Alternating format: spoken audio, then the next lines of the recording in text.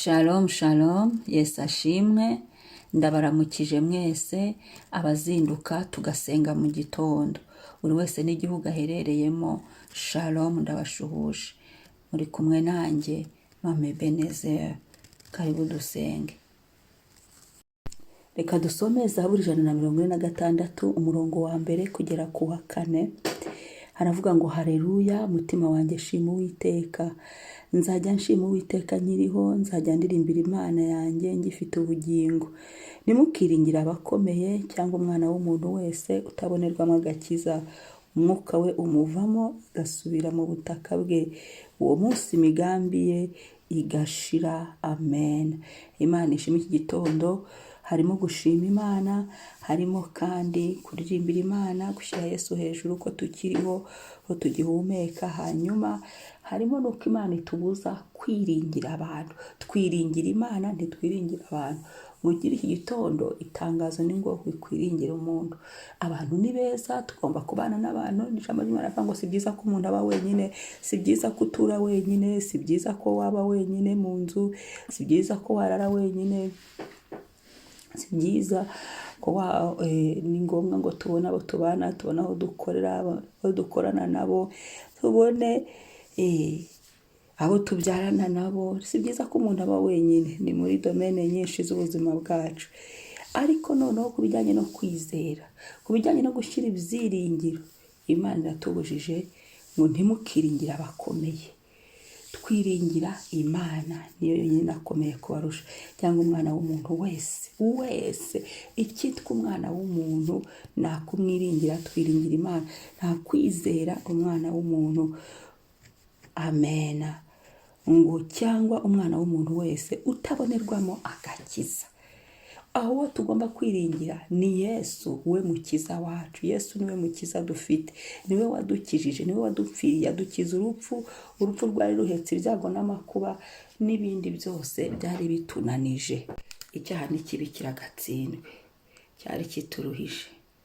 Icyaha kigira ibihano, icyaha kigira ingaruka, icyaha kigira umuvumo. Niyo mpamvu iyo twihana, kwa kundi twihana ibyaha, Imana mbabarira iki n'iki, tukiyuhagiza amaraso ya Yesu, tukishyira ikimenyetso cy'amaraso ya Yesu, ugomba no kwibuka mu masengesho yawe ukavuga ngo Yesu, ibi byaha byose nihanye, niba ari 5, niba ari 7, niba ari 2, ukavuga ngo unkureho ibihano byabyo Yesu, unkureho umuvumo wabyo, unkureho n'ingaruka zabyo. Yesu rajya abikora akabiduhanaguraho. Turacyari mu ijambo ryacu, ako karagaciyemo ngo utabonerwamo agakiza, umwuka we umuvamo agasubira mu butaka bwe. Uwo munsi imigambi ye igashira. Niyo mpamvu nkunda kuvuga ngo hari ahantu imbaraga z'umuntu zirangirira, hari ahantu umuntu we atarenga, kubera ko iminsi ye irabaze. Hari igihe umuntu atarenga, hari gahunda umuntu atarenga. Niyo mpamvu dukwiye kwiringira Imana idapfa, Imana idasaza. Haleluya. Nibyo muri uko kwizera Imana ishaka gukoresha abantu bakatugirira neza, ariko turebe mbere na mbere Imana ibibakoresheje. Twe gushyira ibyiringiro byacu muri uwo muntu, kandi ari n'Imana abaye umutabazi muri ako kanya, ari Imana imwohereje. Kubw'umuntu ho nta n'icyo twabona, kubw'umuntu ho ni hatari, ariko Imana imubwiye ngo iki, niyo yaba ari umuntu gikona inyama zikugezaho.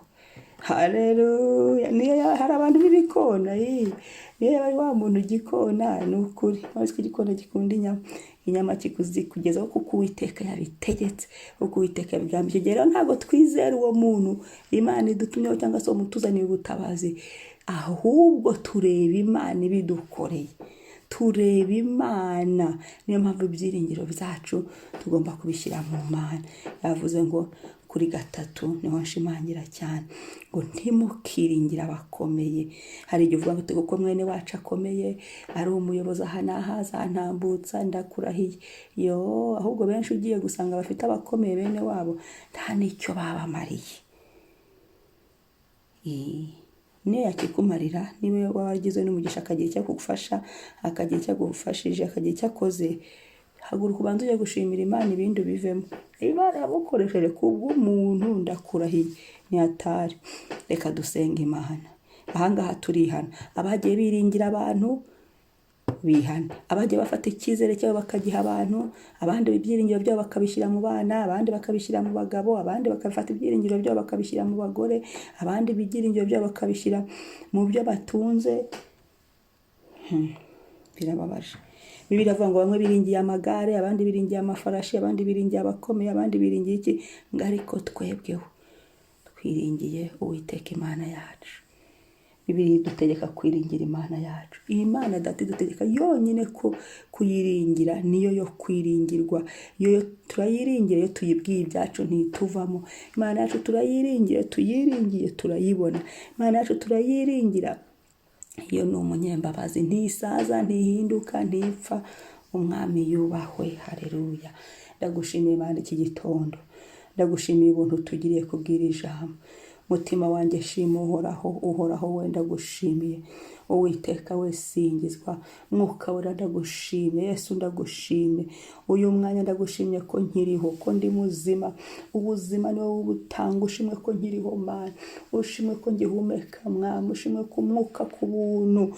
Haleluya. Ushimwe ko n'abanjye bakiriho, ushimwe ko abo twabanye muri iyi nzu bakiriho. Ushimwe Yesu, ushimwe ko ntari na njyenyine. Mwami ushimwe ko wampaye abo tubana mu nzu. Mwami ko wampaye abaturanyi, ko wampaye inshuti, wampaye abo dukorana.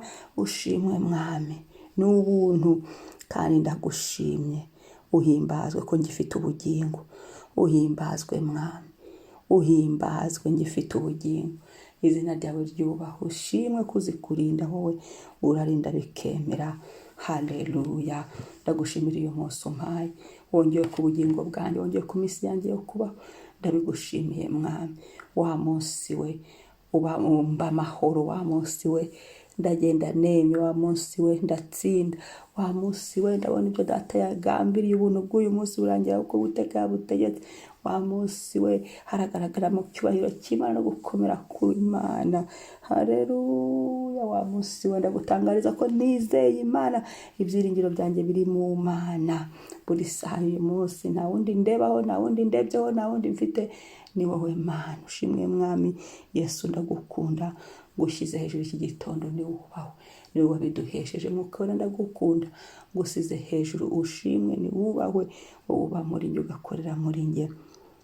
Ndagushimira Mwami, uganze muri uyu munsi, utegeke birakumvira.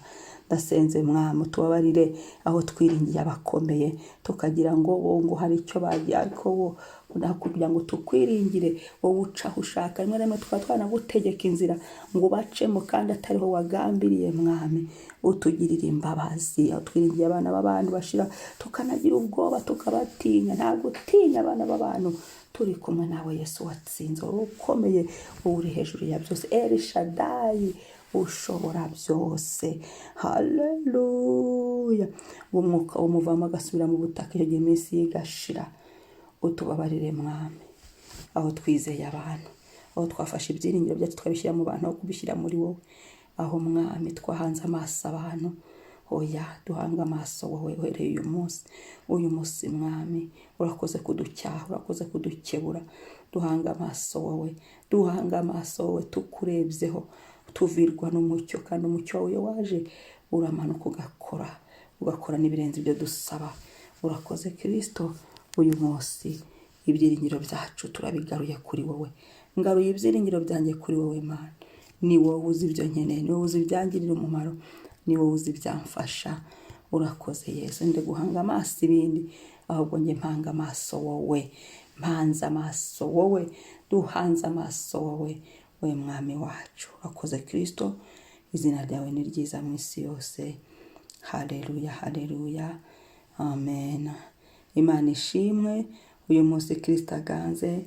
Uyu munsi ibyiringiro byacu tubigarurire Imana, twongere tubwire Yesu ngo turakwizeye kandi tumwizere, kuko mu bikorwa byacu tugende tumwizeye. Aba ari we wo kwiringirwa, aba ari we wo kwizerwa. We ntagapfa, we ntagasaza.